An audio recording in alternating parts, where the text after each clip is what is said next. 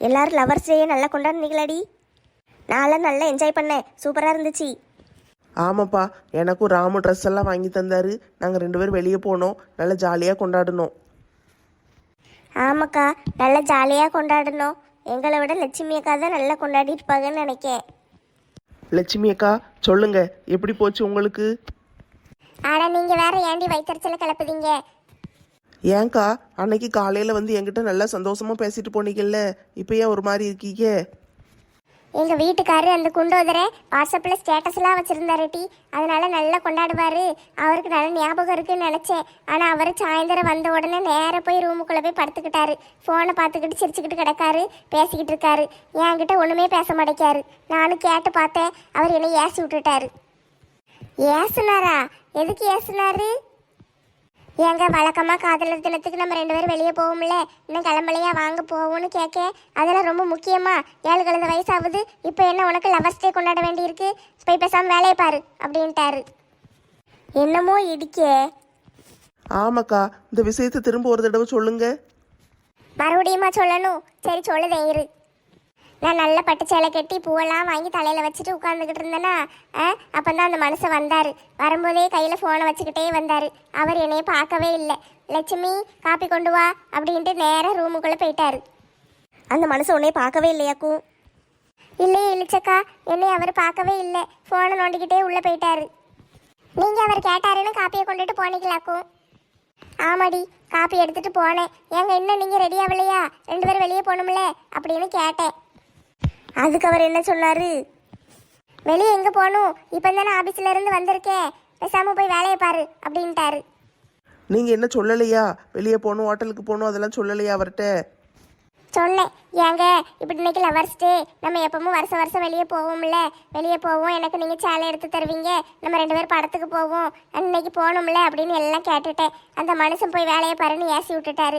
ஆனால் ஃபோனில் இருந்து மூஞ்சி திருப்பி என்னையே பார்க்கவே இல்லை. ஃபோனையே பார்த்துக்கிட்டு இருந்தாரு, சிரிச்சுக்கிட்டு வேற இருந்தார். அப்போ அவரு கண்டிப்பா வேற யார்கிட்டயோ பேசிக்கிட்டு இருக்காரு, அதனாலதான் உன்னைய பார்க்கவே இல்லை. என்ன சொல்லுதீங்க தாத்தா? ஆமா, ஒரு ஆம்பளை மனசு இன்னொரு ஆம்பளைக்கு தெரியாதா? வேற யார்கிட்டயோ பேசிக்கிட்டு இருக்காரா? ஏக்கா, ஆமாக்கா, அப்படிதான் தெரியுது. போன வருஷம் இப்படி தானே பண்ணாரு, இதே நேரத்துக்கு. ஞாபகம் இருக்கா இல்லையா? ஆமாம் ஆமாம், ஞாபகம் இருக்கு. அந்த நெம்மி பிள்ளை கூட பேசிக்கிட்டு இருந்தாருல்ல. ஆமாக்கா, அன்னைக்கு கூட சிவராத்திரி நம்ம கோயிலுக்கு போகிறதுக்கு முன்னால் அந்த பிள்ளை உங்கள் வீட்டில் இருந்துச்சு, ஞாபகம் இருக்கா? எனக்கு நல்ல ஞாபகம் இருக்குப்பா. நீங்கள் தானே அந்த மனுஷனுக்கு பேய் பிடிச்சிருக்கு, பைத்தியம் பிடிச்சிருக்கு அப்படி இப்படின்னு சொல்லி அந்த பிள்ளைய ஓட விட்டீங்க. ஆமாம் ஆமாம், எனக்கும் ஞாபகம் இருக்கு. அப்போ நம்ம 2 பேரும் ஒரே கட்சியில் இருந்தோம். இப்போ தான் நீ கட்சி மாறிட்ட. உன் கட்சியில் சரியாக மதிக்க மாட்டேங்கிங்கல்ல, அதான் அடுத்த கட்சிக்கு போயிட்டேன். இருக்கட்டும் இருக்கட்டும், கதை அப்படி போகுதோ? அந்த மனுஷனை ஜெயிலில் போட்டு அவர் திருந்தலை. சரி சரி, நான் இன்னமும் கவனிச்சுக்கிடுதேன். நான் ஏதோ தெரியாமல் விட்டுட்டேன். நான் கஷ்டப்பட்டு காதலர் தினத்துக்கு ரெடி ஆகிட்டு இருந்தா இந்த மனுஷனுக்கு வேற காதல் கேட்குதோ? இருக்கட்டும் இருக்கட்டும், நான் பார்த்துக்கிடுதேன். இன்னைக்கு ராத்திரி சிவராத்திரிக்கு கோயிலுக்கு போகணும்ல, எல்லாரும் வருவீங்கல்ல? வாரேன்டி வாரேன். அதுக்கு முன்னால் இந்த மனுஷனுக்கு ஒரு முடிவு கட்டிட்டு வாரேன். ஐ, சிவராத்திரி கோயிலுக்கு போனால் சுண்டல் தருவாங்க, நான் வாரேன். இன்னைக்கு ராத்திரி சாப்பாடு செய்ய வேண்டாம், நானும் வாரேன். எவளாவது ஒருத்தி சாமி கும்பிடணும், நல்ல புத்தி வரணும்னு கோயிலுக்கு வரேங்களா? சோறு போடுவாங்கங்க, ஒருத்தி சுண்டல் போடுவாங்கங்க. செய், இப்படியே அலைதாளுகளே. மங்கம்மா, எல்லாரும் உன்னைய மாதிரியே நல்லவங்களா இருப்பாங்களா? தாத்தா, அப்ப நான் நல்லவா இல்லையா? நான் உன்னைய சொல்லலம்மா. என்னை தானே சொல்லுதீரு? உன்னைய பத்திலாம் நான் எதுக்கு பேச போறேன்? சொன்னது 2 பேரு, ஒன்று அவ சொன்னா, இன்னொன்று நான் சொன்னேன். அவளை இல்லைன்ட்டீரு, அப்ப என்னை தானே சொல்லுதீரு? நல்லா தெரியுது. உன்கிட்டலாம் மனுஷன் பேசுவானா? அதான் உங்களை மனச லிஸ்ட்லயே சேர்க்கலையே. நீங்க ஒரு எலும்பு கூடு, பிறகு நீங்க சொல்ல மாட்டீரா என்ன? ஏட்டி, என்ன முருகேசனை பார்த்து எலும்பு கொடுங்க. ஆமா, இவரை சொன்னா மட்டும் சண்டைக்கு வந்துருவாங்க. ஒன்னு இவர் பொண்டாட்டி சண்டைக்கு வரும், இல்லைன்னா நீங்க சண்டைக்கு வருவீங்க. என்னை அவர் சொல்லுதாரு, அதெல்லாம் யாருமே கேட்க மாட்டீங்க. சரி, அந்த கதையை விடுங்க. அப்படின்னா நீங்கள் கோயிலில் சோறு போட்டால் வாங்கி திங்கவே மாட்டீங்களா? அதெல்லாம் திம்பேன். நான் ஏன் வாங்கி திங்காம இருப்பேன்? அது நம்ம கோயில், நம்ம சோறு திங்கிறதுல என்ன தப்பு? ஏன் நீங்களாம் வாங்கி திங்க மாட்டீங்களோ? சரி சரி, சண்டையை போட ஆரம்பிக்காதீங்கடி. பேச்சுவார்த்தை பிற சண்டையா முடிச்சிரும், பேசாம விட்டுருங்க. சரி, அப்படின்னா ராத்திரி எல்லாரும் கோயிலுக்கு போயிடுவோம். எல்லாரும் வந்துருங்க. என்ன எத்தனை மணிக்கு போகணும்? ஒரு 7 மணிக்கெல்லாம் வீட்டில் இருக்கிற ஆளுகளுக்கு சாப்பாடை கொடுத்து படுக்க போட்டு வந்துடுவோம். நீ எப்படி 7 மணிக்கு சாப்பாடு கொடுத்துட்டு வருவே? உங்கள் வீட்டுக்காரே 10 மணிக்கு தானே கடை அடைச்சிட்டு வருவார். செஞ்சு வச்சுட்டு வந்துட்டு அவர் எடுத்து சாப்பிட்டுக்கிடுவாருக்கா. நீ 7 மணிக்கு வந்துடுவே, சரி. மற்ற எல்லாரும் 7 மணிக்கு வந்துடுவீங்களாட்டி? வந்துடுவோங்க்கா. மத்தியானமே சாம்பார் நிறைய சேர்த்து வச்சிட வேண்டியதான். வச்சுட்டு ராத்திரிக்கு சோறும் சேர்த்து பொங்கிடுவோம். இல்லைன்னா ஒரு சட்டி இட்லி அவிச்சு வச்சுட்டு வந்துடுதோம், சாப்பிட்டுக்கிடுவாங்க. எல்லாரும் ஆளு கொஞ்சம் சாப்பிட்டு வந்துருங்க. பிற ராத்திரி பூரா உட்காந்துக்கிட்டு இருக்கணும்ல. ஆமாம் ஆமாம், எல்லாரும் ராத்திரி பூரா கண்ணு முழிச்சிருக்கணும். காலையில் பூஜையை பார்த்துட்டு எல்லாரும் அதுக்கு பிறகு வீட்டுக்கு போகணும். வீட்டுக்கு போன பிறகு போனோன்னே தூங்கக்கூடாது. அன்னைக்கு பூரா முழிச்சிருக்கணும். அப்போ தான் சிவராத்திரிக்கு முழிச்சிருந்த பலன் கிடைக்கும். ஆமாட்டி, எவ்வளோ தூக்கம் வருதுன்னு ராத்திரியே ஓடக்கூடாது. நான் மட்டும் வரல, நீங்கள் எல்லாரும் போயிட்டு வாங்க. இளிச்சக்கா, நீங்கள் வரலையா? என்னாச்சு? ஏன் வரலங்கீங்க? இட்லி கடை போடணும்லாட்டி, காலையிலே கடைக்கு போகணும். மாவெல்லாம் அரைச்சி வச்சுட்டேன். நாளைக்கு எனக்கு போகலன்னா வேலை நடக்காது. காலையில் நான் கடையை திறக்கணும். ராத்திரி பூரா முழிச்சு கிடந்தோம்னா காலையில் கடையை திறக்க முடியுமான்னு தெரியலையே. அதனால நான் வரல. சரியா? நீங்கள்லாம் போயிட்டு வாங்க. ஏக்கா, காலையில் 6 மணிக்கெல்லாம் பூஜை முடிச்சுட்டு வீட்டுக்கு வந்துடலாங்க்கா. காலையில் 6 மணிக்கெல்லாம் பூஜையை முடிச்சுட்டு வந்துடலாம். எனக்கும் தெரிய தான் செய்யுது. ஆனால் வந்த பிறகு நான் சட்டிப்பட்டியெல்லாம் தூக்கிட்டு போய் கடையை போடணும்னா கஷ்டமாக இருக்கும். அதனால நான் இருந்துக்கிடுதேன். நீங்களாம் போயிட்டு வாங்க. நான் அதுக்கு பிறகு வந்து சாமி கும்பிட்டு வரேன். சரி இளிச்சக்கா, நீங்கள் சொல்கிறது கரெக்டு தான். உங்கள் இஷ்டப்படியே செய்யுங்க. நான் வந்துருவோம் மட்டி, கரெக்டா நான் வந்துருவேன். இவர் வரலன்னு இப்போ எவன் அழுதா? சரி, அப்படியே எல்லாரையும் கோயிலில் பார்ப்போம். சாயந்தரம் வந்துருங்க என்ன? ஆமாம், எல்லாம் வீட்டுக்கு கிளம்ப வேண்டியதான். வீட்டில் போய் சோத்த பொங்குவோம். லட்சுமி அக்கா, உங்க மாமியார் வீட்டில் இல்லையா? ஆமாடி, ஊருக்கு போயிருக்காங்க. அவங்க தங்கச்சிக்கு உடம்பு சரியில்லையா. ஏற்கனவே ஒரு தடவை இப்படி தான் உடம்பு சரியில்லைன்னு கிடந்தாங்கன்னு போனாங்க. போயிட்டு 1 மாதம் கழிச்சு தான் வந்தாங்க. இப்போ மறுபடியும் உடம்பு சரியில்லைன்னு ஃபோன் அடிச்சாங்க போல. அதை இவங்க கிளம்பி போயிருக்காங்க. பார்த்துட்டு நான் 2-3 நாளில் வந்துடுறேன்னு சொல்லியிருக்காங்க. உங்க பிள்ளைகள தான் வளர்ந்துட்டாங்கல்ல, தனியாக இருந்துக்கிடுவாங்கல்ல. அதான் அந்த பாயம்புலி அந்த மனுஷன் இருக்காருல்ல, அவர் பார்த்துக்கிடுவாரு. அவர் கீழே ரூமில் இருப்பார், பிள்ளைகளும் மேலே ரூமில் இருக்கும். எல்லாரையும் உள்ளே போட்டு வெளியே கதவு மூடிட்டு வந்துடுதேன். பார்த்துக்கா, சண்டை கிண்டை போட போகிறாரு. சண்டை போடுவாரா அந்த மனுஷன்? பார்த்துக்கிடுதே. அவர் என்ன செய்யணும்னு எனக்கு தெரியும். இவ்வளோ சொல்லுதீங்களேம்மா, எங்கள் வீட்டு தாடிக்காரன் என்ன செஞ்சான்னு தெரியுமா? அவர் என்ன செஞ்சாரு? ஏங்க லவர்ஸ் டே வருது, நம்ம நல்லா கொண்டாடுவோமான்னு கேட்டேன். சரி, அவர் அதுக்கு தான் யோசிச்சுக்கிட்டு இருக்கேன். ஒரு தோழி இல்லையே எனக்கு, எப்படி நான் கொண்டாடங்காரு. அது காணாததுக்கு ஒரு கிஃப்ட் வாங்கி தரேன்னு சொல்லிட்டு எனக்கு என்ன வாங்கிட்டு வந்து கொடுத்தாரு தெரியுமா? சே பரவாயில்லையே, தாடிக்காரனாச்சு கிஃப்டெல்லாம் வாங்கிட்டு வந்து கொடுத்தாரா? அந்த கொடுமையை ஏமா கேட்கீங்க? நானும் அந்த மனுஷன் கிஃப்ட் வாங்கிட்டு வந்துருவாருன்னு வீட்டுக்கும் வாசலுக்கும் நடையா நடந்து எனக்கு கால் வலி வந்ததா மிச்சம். கடைசியில் வந்தாரு. சரி வந்துட்டாருன்னு, ஏங்க எனக்கு கிஃப்ட் வாங்கிட்டு வந்துட்டீங்களா, என்ன வாங்கிட்டு வந்திருக்கீங்கன்னு போய் ஆசையா கேட்டேன். அவர் என்னத்தை எடுத்து கொடுத்தாரு தெரியுமா? ஊறுகாய் பாக்கெட்டு, 10 ரூபா ஊறுகாய் பாக்கெட்டு எனக்கு கிஃப்டா வாங்கிட்டு வந்திருக்காரா. ஏங்க இதை போய் வாங்கிட்டு வந்திருக்கீங்க? ஒரு காஸ்ட்லியா ஒரு கிஃப்ட் இல்லையான்னு கேட்க, இதே காஸ்ட்லி தான், 1 ரூபா பாக்கெட்டு தான் கேட்டேன். அவன் 10 ரூபாய்க்கு கொடுத்துட்டான்னு சொல்லுதான் அந்த தாடிக்காரன். அட கொடுமையே. நீ அப்பவுமே அவனை தூக்கி போட்டு மிதிச்சிருக்கணும். இங்க வந்து கதை சொல்லிக்கிட்டு இருக்க. நானா சும்மா விடுவேன்? நான் தான் மிதின்னு தூக்கி போட்டு மிதிச்சிட்டோம்ல. இப்ப வீட்டுக்குள்ளேயே சேர்க்கறது கிடையாது, வாசல்ல படுத்து கிடக்காரு. எங்க வீட்டிலலாம் அதை பத்தி பேச்சே கிடையாது. அவர் பாட்டுக்கு கடைக்கு போவாரு, நான் பாட்டுக்கு வீட்டில் என் வேலையை பார்ப்பேன். இந்த காதலர் தினம் கொண்டாடுறது அதெல்லாம் எங்க சரித்திரத்திலே கிடையாது. என் நிலைமை தான் கொடுமைன்னு நினச்சி நான் ரொம்ப கவலையாக இருந்தேன். கடைசியில் இங்கே வந்து பார்த்தா எல்லாம் கொடுமையாக தான் இருக்குது. சரி, எல்லாம் அந்த கொடுமையை பற்றி பேசிக்கிட்டு இருக்காதீங்க. அதெல்லாம் முடிஞ்சு போன கதை. அதை விட்டுட்டு இன்னைக்கு வேலையை பாருங்கள். எல்லாம் சிவராத்திரிக்கு கோயிலுக்கு போகணும். அதனால் எல்லோரும் வீட்டில் போய் சாப்பாடு செஞ்சுட்டு நல்லா சாப்பிட்டு வச்சு இருங்க. நல்லா ரெஸ்ட் எடுத்துட்டு வாங்க. எல்லாம் தூங்கணுன்னா ஒரு 1 மணி நேரம் 2 மணி நேரம் நல்லா இப்போமே தூங்கிக்கோங்க. இப்போ ராத்திரி பூரா முழிச்சு கிடக்கணும். நாளைக்கும் பகலில் தூங்க முடியாது. அதனால் இன்றைக்கே கொஞ்சம் தூங்கிக்கோங்க. தூங்கி முழிச்சு சாப்பாடு செஞ்சு சாப்பிட்டு வாங்க. ஆமாத்த பாட்டி, எனக்கும் வீட்டில் நிறைய வேலை கிடக்கு. நானும் போய் கொஞ்ச நேரம் வீட்டில் தூங்க போகிறேன். நல்லா தூங்கிட்டு அதுக்கு பிறகு நான் வேலையெல்லாம் ஆரம்பிக்கணும். சொல்கிற டோனே சரியில்லையே. வீட்டில் போய் என்ன செய்ய போறீங்க? வீட்டில் போய் கொஞ்சம் கச்சேரி நடத்த வேண்டியிருக்கு. நான் போயிட்டு வரேன்னு. இன்னைக்கு அந்த மனுஷன் வேலைக்கு போயிட்டாரு, வரட்டும். சாயந்தரம் சாப்பாடெல்லாம் கொடுத்துட்டு அதுக்கு பிறகு கச்சேரியை முடிச்சுட்டு நான் வரேன். சண்டைலாம் போடாதீங்க லட்சுமி ஆண்டி. சண்டைலாம் போட மாட்டேன்டி, பயப்படாத. சண்டைலாம் போடவே மாட்டேன், நீ பயப்படாமல் இருன்னு. சரி. லட்சுமி பேசுறத பார்த்தா இன்னைக்கு வீட்டில் ஏதோ சம்பவம் நடக்க போகுது. வெற்றி நிச்சயம், இது வேத சத்தியம்.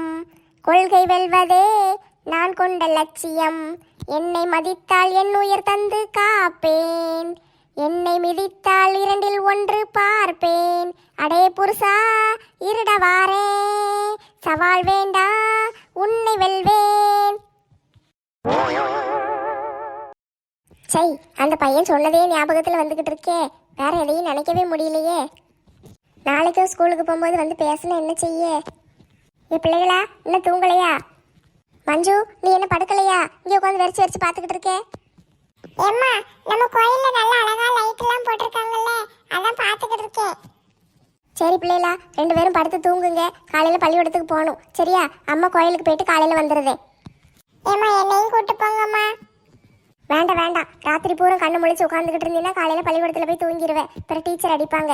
வேண்டாம்மா, நீ தூங்குன்னு அம்மா போயிட்டு வந்துடுதே. ஏம்மா, எப்பவுமே இப்படியே சொல்லுவீங்கம்மா, எங்களை கூட்டே போக மாட்டேங்க.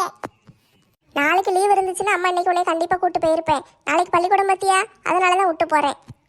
ஆமா, இல்ல நான் மட்டும் கூட்டு போயிருவீங்க. போன வருஷம் லீவ் வந்துச்சு, கூட்டு போனீங்களாக்கும். போன வருஷம்லாம் லீவு வரல. சும்மா எதையாவது ஒன்று வளரிக்கிட்டு இருக்காது. படுத்து தூங்கு, அம்மா போயிட்டு வரேன். ஏம்மா, நீங்கள் போயிட்டு வாங்கம்மா, நான் இருந்துக்கிடுதே. கீழே அப்பா இருக்காரு, அப்பாட்ட சொல்லிட்டு போகிறேன்னு. 2 பேரும் பேசாமல் ரூமில் படுத்து தூங்குங்க. வெளியே சும்மா வந்து அலையக்கூடாது. சரிம்மா, இருக்கோம், நீங்க போயிட்டு வாங்க. அம்மா காலையிலே சீக்கிரம் வந்துடுவேன். 6 மணிக்கு பூஜை முடிஞ்ச உடனே 6:15 6:30 வீட்டுக்கு வந்துடுவேன், சரியா? வந்து உங்களுக்கு சாப்பாடெல்லாம் செஞ்சு கொடுத்து பள்ளிக்கூடத்துக்கு அனுப்புவேன். சரிம்மா, நீங்கள் போயிட்டு வாங்க. இந்த மீனா மேடம் ஸ்டேட்டஸ்ல போட்டோலாம் போட்டு விட்டுருக்காங்க. நல்ல அழகா இருக்காங்களே, பார்த்துக்கிட்டே இருக்கலாம் போல இருக்கே. ஏங்க கோயிலுக்கு போகிறேன், நீங்களும் வாரீங்களா? ஏங்க நான் கூப்பிடுறது கேட்க இல்லையா? ஆ, சொல்லு, என்ன செய்யணும்? சாப்பாடு ரெடியா இருக்கா? சாப்பாடு ரெடியாக இருக்கு, போய் சாப்பிடுங்க. பிள்ளைகள் சாப்பிட்டுட்டு மாடிக்கு போயிட்டாளுங்க. அத்தையும் மாமாவும் வெளியே போயிருக்காங்கல்ல, வீட்டில் யாரும் இல்லை. பிள்ளைங்களை பத்திரமா பார்த்துக்கோங்க. நான் கோயிலுக்கு போயிட்டு வரேன். ஆ சரி, கிளம்பு கிளம்பு. கிளம்பு கிளம்பா, நான் சொல்லிக்கிட்டு இருக்கேன். அப்பவும் ஃபோனை கையில் வச்சுக்கிட்டே என்னைய பார்த்துக்கிட்டு இருக்கீரு. ஃபோனில் அப்படி யார்கிட்ட பேசிக்கிட்டு இருக்கீரு? வாட்ஸ்அப்ல சும்மா ஸ்டேட்டஸ் பார்த்துக்கிட்டு இருக்கேன், வேணா பாரு. அதான் கேட்கேன், யார் ஸ்டேட்டஸ்ன்னு கொண்டாங்க, நான் பார்க்கேன். அப்படியெல்லாம் தர முடியாது. நான் எதுக்கு தரணும்? தர வேண்டாம் மனுஷா, நீங்கள் தரவே வேண்டாம். நீங்கள் நேற்று பேசின பேச்சில் இருந்தே எனக்கு எல்லாம் புரிஞ்சுட்டு. உங்கள் ஃபோனை நீங்களே வச்சுக்கோங்க. ஆனால் ஒன்றே ஒன்று மட்டும் சொல்லிக்கிடுதே, அதை நல்லா கேட்டுக்கோங்க. என்னது? ஏன் மகராசா எந்திரிச்சு உட்காந்து கேட்க மாட்டீரோ? படுத்து கிடக்கம்ல, நீ சொல்லிட்டு போ. நீங்கள் படுத்து கிடங்க, இல்லைன்னா உருண்டுட்டு கிடங்க. நான் சொல்ல வேண்டியதை சொல்லிட்டு போய்கிட்டே இருக்கேன். போன வருஷம் இதே நல்ல அந்த நிம்மி பிள்ளை கூட பழக்கம் விட்டுக்கிட்டு அலைஞ்சிரு. அந்த பிள்ளை ஏதோ நல்ல பிள்ளையா இருக்க போய் தப்பிச்சிட்டு, சரியா? நீங்கள் வேற யாரு கூடயாவது பேசிக்கிட்டு இருக்கீரு, பழகிட்டு இருக்கீருன்னு தெரிஞ்சது. நடக்கிற கதையே வேற. போன வருஷம் போலீஸில் பிடிச்சி கொடுத்துட்டு பிறகு நானே வந்து ஜாமீனில் எடுத்து கூட்டிகிட்டு வந்தேன். இந்த வருஷம் அந்த கதையெல்லாம் நடக்காது. நிரந்தரமாக ஜெயிலில் போட்டுருவேன். போக்சோ சட்டத்தில் போட்டு உங்களை பிடிச்சி உள்ளே போட்டுருவேன். 14 வருஷத்துக்கு வெளியே வர முடியாது. அதை மட்டும் நல்லா ஞாபகம் வச்சுக்கோங்கன்னு. நான் போயிட்டு வரேன். போன வருஷம் நடந்ததெல்லாம் இப்போந்தான் கண்ணு முன்னால வந்துட்டு போகுது. அந்த நிம்மியும் அந்த பையனும் சேர்ந்து காதலிக்காகன்னு பிறகு ஊரை விட்டு போயிட்டாங்க. கல்யாணம் முடிக்கன்னு அவங்க ஊரை பார்த்து போயிட்டாங்க. வேலையும் விட்டுட்டு போயிட்டாங்க. இப்போ புதுசாக அந்த இடத்துக்கு தான் மீனா மேடம் வந்திருக்காங்க. அவங்க கூட பேசி பழகலான்னு பார்த்தேன். கடைசியில் லட்சுமி இப்படி பயம் காட்டிட்டு போகிறாளே. வேண்டாம் வேண்டாம், நம்மளுக்கு இந்த வாழ்க்கையும் வேண்டாம், ஒன்றும் வேண்டாம். பயமாக இருக்குது.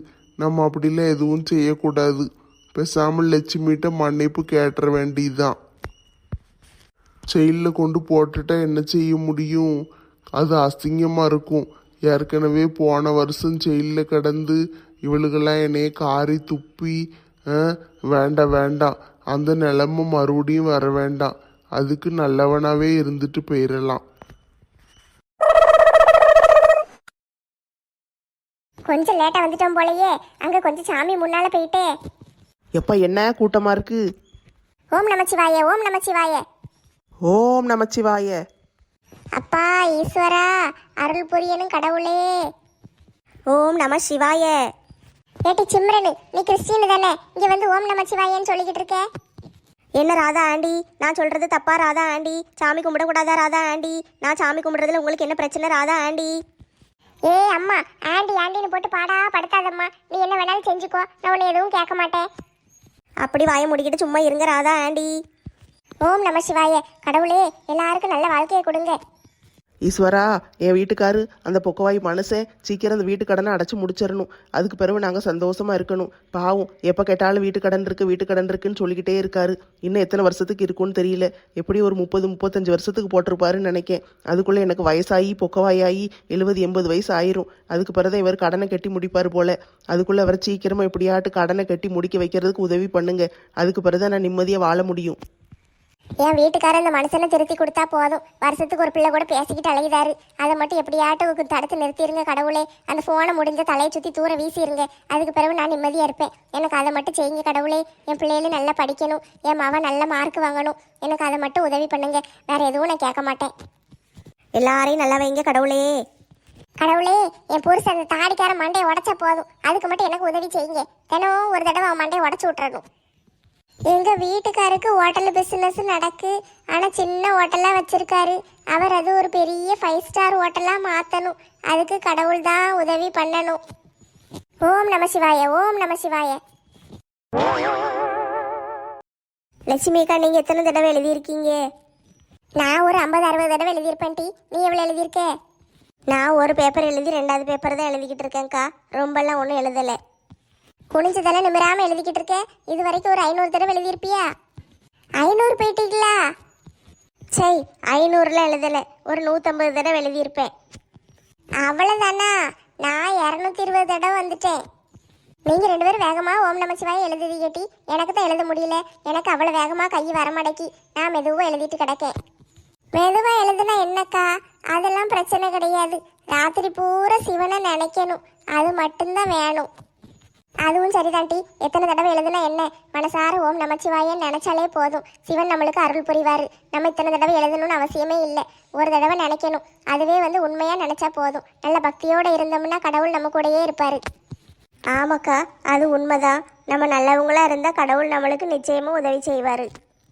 என்ன நடக்குங்க? ஆடு நடக்கு, கோழி நடக்கு. பார்த்தா தெரியலையா? ஓம் நம சிவாய எழுதிக்கிட்டு இருக்கோம். எதுக்கு மாங்கன்னு உட்காந்து எழுதிக்கிட்டு இருக்கீங்க? இது எழுதி என்ன செய்ய போறீங்க? நாங்கள் எழுதி ஒன்றும் செய்ய போகிறதில்ல. இதை கொண்டு அங்கே சாமிக்கிட்ட கொடுத்துருவோம். அவர் திருநாறு மடிக்கிறதுக்கு இல்லை எதுக்காவது வச்சுக்கிடுவார். அதுக்கு வெறும் பேப்பரை கொடுக்க வேண்டியதானே? எதுக்கு எழுதிக்கிட்டு இருக்கீங்க? இது எழுதுறது எதுக்காகனா, நம்ம அந்த எழுதும் போது ஒவ்வொரு நிமிஷமும் சிவனை நினைச்சுக்கிட்டே இருக்கோம். ஓம் நம சிவாய அப்படின்னு சொல்லிக்கிட்டே எழுதுறோம் பத்தியா? அப்போ சிவன் நம்ம கூடயே இருப்பாரு. நம்ம வேற எந்த சிந்தனையும் இல்லாம சிவனையே நினைக்கணும். அதுதான் அவருக்கு பிடிக்கும். எனக்கு அதெல்லாம் தெரியாதுப்பா. அங்க ஆரஞ்சு மண்டையும் சாப்பாடு போட்டுக்கிட்டு இருக்கான். நான் போய் சாப்பாடு வாங்கி திங்க போறேன். போய் தின்னுமா, நீ வந்ததே அதுக்கு தானே. ஆமா, பிறகு ராத்திரி பூரா முழிச்சு கிடந்து எவ சும்மா இருப்பா? ஏதாவது சாப்பிட்டுக்கிட்டே இருந்தாதான் தூக்கம் வராது. இல்லைன்னா நல்ல தூக்கமா வரும். சரி போ போ, எங்களை டிஸ்டர்ப் பண்ணாம இரு. நான் இந்த பக்கமே வரமாட்டேன். நான் அங்கிட்டாம போயிருதேன். சரி கிளம்புமா, நாங்க எழுதணும். என்ன இன்னைக்கு சிவராத்திரி ஒரு சுவாரஸ்யமாவே இல்லாம போகுது. உச்சிகால பூஜை நடக்கலைல்ல, இனிமே தானே நடக்கும். ஆமா அத்தை பாட்டி, இப்போ தான் அலங்காரம் நடந்துகிட்டு இருக்கு. இனிமே தான் பூஜை நடக்கும். வாங்க வாங்க, அத்தை பாட்டி, நெட்டச்சி, தாத்தா எல்லாரும் வாங்க. தலைவர் தம்பி, நீங்க மட்டும் வாரீரு. உங்க வீட்டுல இருந்து ஆட்க வரலையா? வீட்டு ஆட்கள்லாம் முழிச்சு கிடக்காது. எல்லாம் அப்போதையே கவுந்தடிச்சு படுத்துட்டாங்க. நான் மட்டும்தான் வந்தேன். அப்படியா? சரி சரி. லட்சுமி அவங்களாம் வந்திருக்காங்களா? வந்திருக்காங்க தலைவரே, எல்லாரும் வந்திருக்காங்க. அங்கே உட்காந்து ஓம் நமச்சிவாய எழுதிக்கிட்டு இருக்காங்க. ஆட்டுமா, சரி சரி. நீங்க எழுதலையா? நம்மளுக்கு இந்த எழுதுகிற வேலையெல்லாம் செட் ஆகாது. நம்ம மனசுக்குள்ளேயே ஓம் நமச்சிவாயன்னு சொல்லிக்கிட்டே அப்படியே அலைய வேண்டியதான். சரிம்மா, எப்படி செஞ்சா என்ன? சாமியை நினைச்சா போதும். வீடியோ பார்க்குற எல்லா சகோதரிகளுக்கும் ஒன்றே ஒன்று சொல்லிக்கிடுதேன். நாங்கள்லாம் செருப்பு போட்டு கோயிலுக்கு வந்திருக்கோமேன்னு நினச்சி எங்களை தப்பாக நினைக்காதீங்க. இந்த ஆப்பில் செருப்பெல்லாம் எடுக்க முடியல, அப்படியே தான் இருக்குது. அதை மாற்றவும் முடியல. அதனால தான் நாங்கள் அப்படியே வந்திருக்கோம். சரியா? தப்பாக எதுவும் நினச்சிக்கிடாதீங்க. சரி, பூஜைக்கு எல்லாம் ரெடி பண்ணிக்கிட்டு இருக்கேன். நான் போயிட்டு வரேன்னு. பூஜை நடக்கும்போது உள்ளே வாங்க. சரி தம்பி, நாங்கள் எல்லாம் பூஜை நடக்கும்போது வாரோம். சரி, ஆரஞ்சு மண்டையை அந்த பக்கம் புளியோதரை கொடுத்துக்கிட்டு இருக்கான். எல்லாம் போய் வாங்கி சாப்பிடுங்க. இந்த பூஜைக்கு புளியோதரையா? அடுத்த பூஜைக்கு என்னது? அடுத்த பூஜைக்கு சுண்டலும் சுக்கு காப்பியும் தருவோம். அதுக்கு பிறகு வடை தருவோம்மா. ஐ ஜாலி! சுண்டலும் சுக்கு காப்பியுமா? சூப்பராக இருக்குமே. அது என்ன காம்பினேஷன்? சுண்டலும் சுக்கு காப்பியும்? வழக்கமாக காலகாலமாக சிவராத்திரிக்கு கோயிலில் சுக்கு காப்பி தருவாங்க. எங்கள் அப்பா காலத்துல இருந்தே அப்படித்தான். நானும் அப்படியே பழக்கத்தை வச்சுக்கிட்டேன். அது எதுக்குன்னா ராத்திரி பூரா முழிச்சு கிடந்து சிவ மந்திரத்தை சொல்லுதோம்ல, தொண்டை கிண்ட வலிச்சிடக்கூடாது. அதுக்காக முன்னேற்பாடாக நம்ம வந்து சுக்கு காப்பி குடிச்சிட்டா தொண்டைக்கு ஒன்றும் செய்யாதுல்ல, அதுக்கு தான். அத்தை பாட்டி புதுசு புதுசாக ஏதாவது ஒரு அர்த்தத்தை சொல்லுதாங்க. எந்த அர்த்தமாக இருந்தாலும் சரிதான். எங்கள் அப்பா கொடுப்பாரு, அதே மாதிரி நானும் கொடுக்கேன். சரி தலைவரே, நீங்கள் பூஜையை பாருங்க. நாங்களும் நடந்து நடந்து ரொம்ப நேரம் கால் வலிச்சு போயிட்டு நாங்களும் போய் ஒரு புளியோதரையை வாங்கி தின்னுட்டு வாரோம். ஆட்டுமா பிறவு பார்ப்போம். கோயிலில் கூட்டத்தையே காணோம். 12 மணி பூஜை வரப்போகுது, இன்னும் கூட்டத்தை காணுமே. இந்த கூட்டம் வந்துட்டுல, இவங்க ஒரு ஆளே கூட்டத்துக்கு சமம். எல்லாத்தையும் இவங்களே அள்ளிட்டு போயிடுவாங்க. என்னப்பா தனியா நின்றுகிட்டு இருக்க? சீக்கிரம் புளியோதரை வச்சுதா. ஏக்கா வச்சு வச்சிருக்கேன் பாருங்க, அதை எடுத்துட்டு போங்க. என்ன கொஞ்சோண்டு சின்ன கிண்ணத்துல போட்டு தாரே, இதெல்லாம் காணாது, நிறைய தா. எல்லாருக்கும் ஒரே அளவு தான், எடுத்துட்டு போங்க. அதான் கீழே ஒரு தூக்குவாளி நிறைய வச்சிருக்கேன்ல, பிறவு என்ன குடு. அதான் முதலே சொல்லிட்டோம்ல, எல்லாருக்கும் வேணும்னு. இந்த பாத்திரத்தில் இருக்கிறது காலியானோன்னு அடுத்ததை எடுத்து வைப்பேன். உங்களுக்கு வேணா வாங்கிட்டு போங்க, இல்லைன்னா சும்மா போங்க. ஏட்டி குந்தாணி, அவன் தான் சொல்லுதாம்ல, மறுபடியும் அதையே சொல்லி கேட்டுக்கிட்டு இருக்க. எல்லாருக்கும் வேணும் எல்லாருக்கும் வேணும்னு சொல்லுதாம்ல. ஒரு கிண்ணம் கொடுக்காம வாங்கிட்டு போய் தின்னேன். வந்துட்டாரியா வால்டர் வெற்றிவேலு, நான் எங்க நின்னாலும் மூக்கு வேத்து வந்துருவாரு. ஆமா, இவ பெரிய உலக அழகி. இவ நிக்கிற இடத்துக்கெல்லாம் மூக்கு வேர்த்துக்கிட்டு நான் வந்துருவேன். என் பக்கத்துலயே மங்கம்மா நிக்கும் போது எனக்கு எவளும் கண்ணில் தெரிய மாட்டா. ஆமா, இப்படியே மங்கம்மா மங்கம்மான்னு சுத்திக்கிட்டு அலைங்க. உங்க பொண்டாட்டிட்ட போய் சொல்லி கொடுக்க. மங்கம்மா ராத்திரி கோயிலுக்கு போறா, பத்திரமா கூட்டிட்டு வந்து விட்டுட்டு வாங்கன்னு என் பொண்டாட்டி தான் சொல்லி விட்டா. சரியான துப்பு கெட்ட குடும்பமா இருக்கும் போல. நட்பை பத்தி உனக்கெல்லாம் என்னட்டி தெரிய போகுது? நீ எல்லாரையும் ஏமாத்தி பிழைக்கிறவா தானே. ஆமா, பெரிய நட்பு. இதுக்கு 10 பைசாக்கு பிரயோஜனம் கிடையாது. என்ன இப்படிலாம் பேசுதீங்க? நட்பை பற்றி உங்களுக்கு என்ன தெரியும்? நாங்கள் எல்லாரும் எவ்வளோ நட்பாக எவ்வளோ ஃப்ரெண்ட்ஷிப்பாக இருக்கோம். நீங்கள் அப்படியா இருக்கீங்க? உங்களால் எங்கள் கூட ஒத்து போக முடியுதா? ஒரு நாளைக்கு நல்லா பேசுனா ஒரு 4 நாளைக்கு சண்டை போடுதீங்கல்ல. விட்டு கொடுக்கறதா நட்பு டீ. நம்ம அடுத்தவங்களுக்காக விட்டு கொடுக்கணும், அதுக்கு பேர் தான் உண்மையான நட்பு. இந்த சினிமா டைலாக்கெல்லாம் வேற யார்கிட்டயாவது போய் பேசுங்க. என்கிட்ட வந்து பேசிக்கிட்டு இருக்காதீங்க. மனசுக்கு வயிற்ற பசிக்கு. ராத்திரி சாப்பிடாம வந்துட்டேன். நான் இப்போ புளியோதரை வாங்கி தின்னதான் வயிற்ற நிறைக்கலான்னு பார்க்க. இவன் கொஞ்சோண்டு தாரான், நிறைய தந்தா என்ன? நீ ராத்திரி சாப்பிடாம வந்தியாக்கும். சரி, அப்போ என் பங்கையும் சேர்த்து வாங்கிக்கோ. உங்க பங்கையும் சேர்த்து வாங்கிக்கிடவா? எப்படி பறக்கா பாரு. வயிறு பசிச்சா உங்களுக்கு தெரியும். ராதாக்கா, நீங்க சாப்பிடாமையே வந்தீங்க? சரி இந்தாங்க, கூட கொஞ்சம் தாரேன், நல்லா சாப்பிடுங்க. பாத்தியாட்டி, நல்ல கேட்டுக்கோ. நீ சாப்பிடலன்னொன்னே மங்கம்மா அவ பங்கு விட்டு கொடுக்கேங்க. ஆரஞ்சு மண்டையை இன்னும் கொஞ்சம் தாரேங்க. இதுக்கு பேரு தான் நட்பு. ஒருத்தருக்கு ஒருத்தர் விட்டு கொடுக்கணும், சரியா? அட்ஜஸ்ட் பண்ணிக்கிட்டு வாழ்றது தான் நட்பு. என்னமோ சொல்லுதீங்க, எனக்கு மண்டையெல்லாம் சுத்துது. நான் முதல்ல சாப்பிட்டு வாரேன். ஏப்பா கொண்டாப்பா. இந்தாங்கக்கா, சாப்பிட்டு வந்து வாங்கிக்கோங்க. சரி சரி, சாப்பிட்டு வந்து வாங்கிக்கிடுதே. இன்னும் ஒரு 5-6 கிண்ணம் தின்னாதான் எனக்கு வயிறு நிறையும். சரி, அடுத்த ரவுண்டுக்கு என்ன போடுவீங்க?